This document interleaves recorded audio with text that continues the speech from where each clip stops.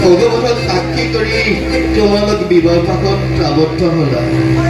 গতিকে মইতো আৰু তোমাৰ পিছে পিছে দৌৰি একো লাভ নাই গতিকে যি হ'ল হ'ল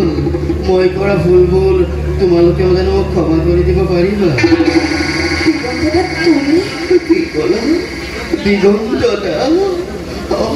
তুমি যিহেতু মোক দাদা বন্ধুৰে মাতিছা গতিকে মোৰ দায়িত্ব মই পালন কৰিবই লাগিব